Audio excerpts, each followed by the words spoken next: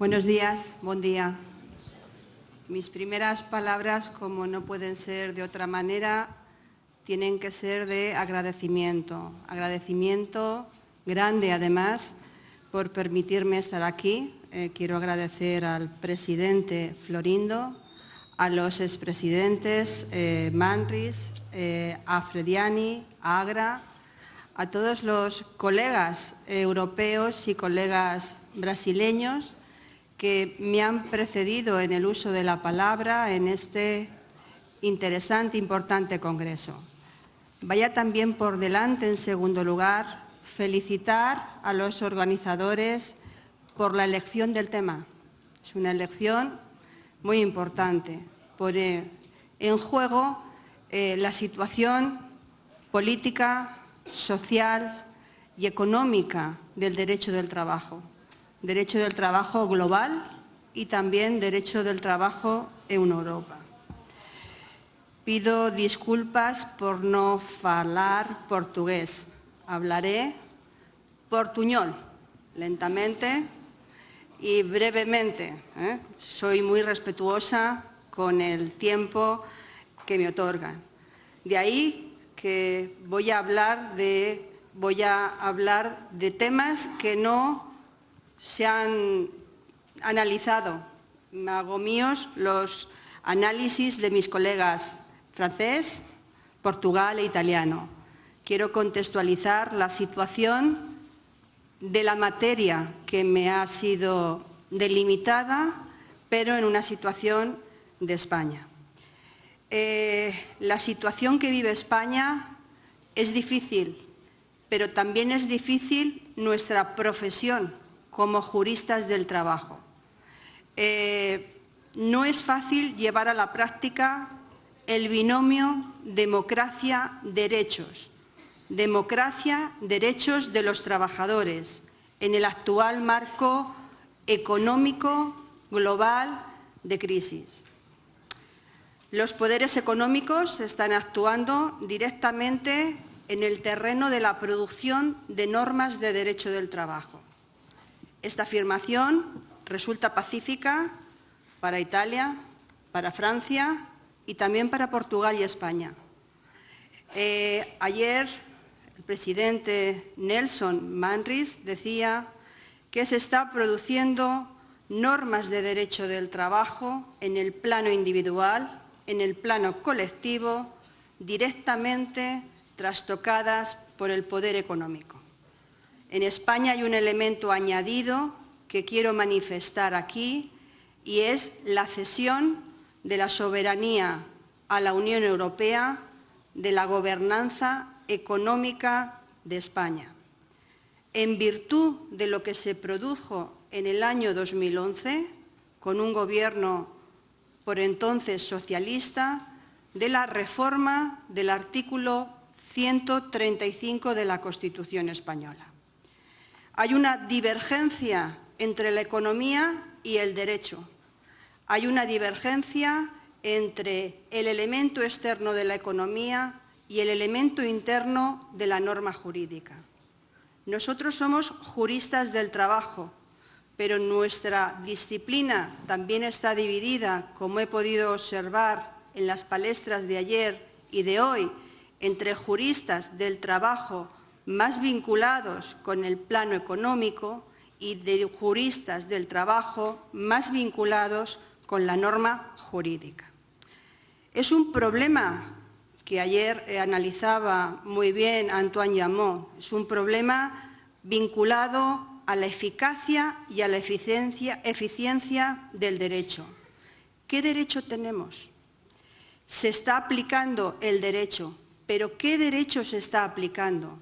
Se está aplicando derechos, reformas que provienen, que nos obligan, que nos están obligando a aceptar de organismos que no son organismos democráticos, son organismos como el Fondo Monetario Internacional, el Banco Central Europeo. El trabajo, para mí, para los juristas del derecho del trabajo, no es un hecho privado, El derecho del trabajo es un fenómeno social y político que debe de ser reconstruido, como anteriormente hablaba el ponente que me ha precedido en el uso de la palabra, hay que ser reconstruido en el siglo XXI, pero con un factor muy elemental y muy importante. Hay que ponderar el derecho del trabajo con el derecho a la libertad de empresa. El derecho de libertad de empresa no es un derecho absoluto, pero el derecho del trabajo sí es un derecho fundamental. Utilizando las palabras de Ferrajoli, señalaba que la garantía de los derechos del trabajo nos permite vivir en democracia. Y esto es muy importante para la cultura de los juristas del trabajo, que comprendemos que la dignidad, la ciudadanía, el estado del bienestar social se compone con la garantía democrática y de los derechos fundamentales. Esto, permítame, es una introducción de la materia que obviamente quiero agradecer también a la doctora Ione, que ha traducido mi participación de la ponencia y que podrán ustedes tener en breve tiempo. Son malos tiempos para la negociación colectiva en España. Lo dijo el profesor Pedro Romano, también para Portugal, también para Grecia. Es verdad que esta singular forma de regular las relaciones de trabajo, como a través de la negociación colectiva, es un instrumento que tiene diferentes funciones y no es mi misión aquí analizarlas, pero el elemento que quiero analizar y vincular es el elemento vinculado a la función económica. Este modo de operandi de la función económica ha permitido hablar de un discurso que nace en la Unión Europea de vincular la negociación colectiva a la economización de los salarios. En la actualidad, la crisis que atraviesa Europa, fundamentalmente España, es muy difícil de explicarla en este contexto tan limitado, pero la respuesta que se está dando a la crisis es muy preocupante en el ámbito de la materia a la que yo voy a analizar brevemente. El derecho a la negociación colectiva en todos los ordenamientos democráticos es un derecho fundamental que está siendo visto como un impedimento para el logro de algunos objetivos económicos. La negociación colectiva está en el punto de mira. ¿Por qué? Porque muchos países ven que la intervención del Estado en la negociación colectiva no es a través de la autonomía individual o colectiva, sino que es a través de la intervención política, legislativa. Hemos sufrido 2 reformas en la negociación colectiva por la vía del decreto ley, sin la intervención del Parlamento. Y hemos sufrido esas intervenciones legislativas atendiendo a las recomendaciones y obligaciones de la Unión Europea, vista a través de la Estrategia Europea de Devaluación Salarial. Se ha producido un cambio importante. ¿Por qué? Porque existe en España y en muchos países de la Unión Europea, Portugal, Grecia, una conexión entre las políticas de devaluación salarial y de debilitamiento de la negociación colectiva. Y esta no es una estrategia banal, esta es una estrategia posiblemente ideológica, que Europa ya no quiere exportar al mundo un modelo social europeo. Quiere competir a escala global empleando los mismos instrumentos que los países emergentes, esto es, rebajando sus precios. La lógica del modelo, debiendo rebajar el coste del trabajo, en el plano institucional debe de reformar 2 instituciones claves. ¿Cuál es? Una, la negociación colectiva, y otra es el poder sindical. se ha producido una auténtica reforma de la negociación colectiva en parecidos términos que abordó ayer el profesor Pedro Romano y que por cuestiones de espacio no voy a poder desarrollar. La crisis precipita los acontecimientos y produce una reforma vinculada a la devaluación salarial de los trabajadores. Tengo mis dudas que en España la devaluación salarial nos lleve a ser más competitivos, porque hay indicios más que razonables de posiciones económicas y juristas donde señalan que esta devaluación salarial va más vinculado a la reducción de la deuda de las empresas y también va vinculado fundamentalmente a renegociar los beneficios empresariales a costa de la devaluación salarial. Tengo dudas de que mis afirmaciones sean acertadas. Lo que no me cabe ninguna duda es que el objetivo de la devaluación salarial implica una desvitalización de los convenios colectivos para incrementar la pobreza laboral a través de la desigualdad salarial. Tomo las palabras de la expresidenta del Tribunal Constitucional, catedrática de Derecho del Trabajo, María Emilia Casas, para señalar que la reforma del 2012, acaecida sobre la negociación colectiva, construye un modelo autoritario de relaciones de trabajo, donde se fortalece el poder empresarial y se concibe al empresario, y aquí creo utilizar una palabra portuguesa, como una alabanca, como una palanca para ganar competitividad. Esas palabras condicionan mucho el sentido de lo que es la garantía del derecho a la negociación colectiva. Evidentemente, desde el año 2012 se está concibiendo la garantía del derecho a la negociación colectiva como un mero instrumento de gestión empresarial.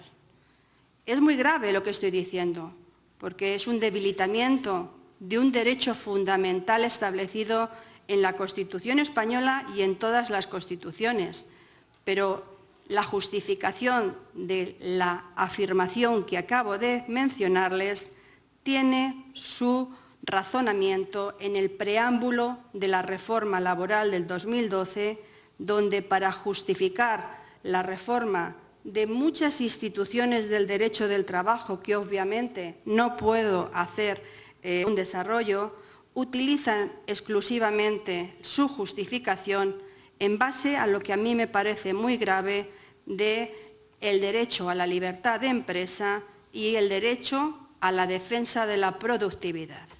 Estos dos derechos son los únicos que aparecen en la exposición de motivos de la reforma laboral del 2012.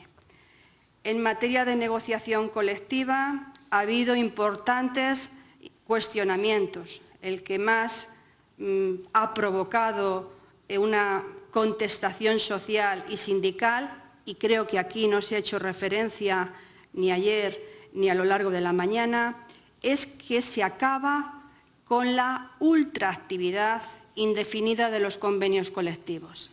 Para nosotros es muy grave que se acabe con la ultraactividad de los convenios colectivos, que después de 12 meses y sin ser renovados esos convenios colectivos, el convenio muere, se inaplica y no existe.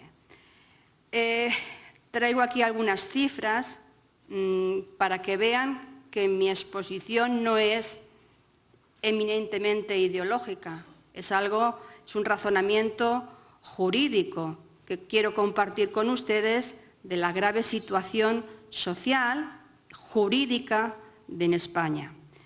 Existen datos oficiales, los más recientes son del 2014. Tuvieron efectos únicamente 1.728 convenios. En años anteriores a la reforma, los convenios afectados eran más de 5.000. En segundo lugar, en el año 2014 ha sido afectados por negociación colectiva solamente 4,7 millones de trabajadores. Anteriores a la reforma, hablábamos de más de 11 millones de trabajadores afectados, protegidos por convenios colectivos. Es decir, que lo que se ha producido con la reforma de la negociación colectiva ha sido un instrumento de flexibilidad interna para adaptar las condiciones de trabajo a los nuevos requerimientos empresariales y de mercado, atendiendo a lo que la Unión Europea ha implantado en su estrategia de la idea de la competitividad. ¿Qué es lo que ocurre para finalizar mi exposición sin demorar el tiempo mínimo que me otorgan, ¿no? Pues creo que estamos hablando no solamente de un problema laboral, de un problema sindical. Estamos cuestionando la cláusula constitucional del Estado social.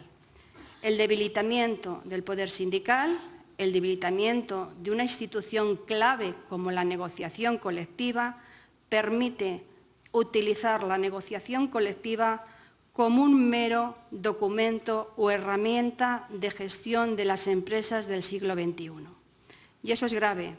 Grave porque se produce, y utilizo las palabras de la expresidenta del Tribunal Constitucional, un autoritarismo en la empresa y una baja o mínima democracia en el gobierno de las relaciones laborales, produciéndose una desigualdad de rentas, produciéndose un empobrecimiento de la clase trabajadora y produciéndose una desigualdad salarial y una pérdida de la ciudadanía de los trabajadores.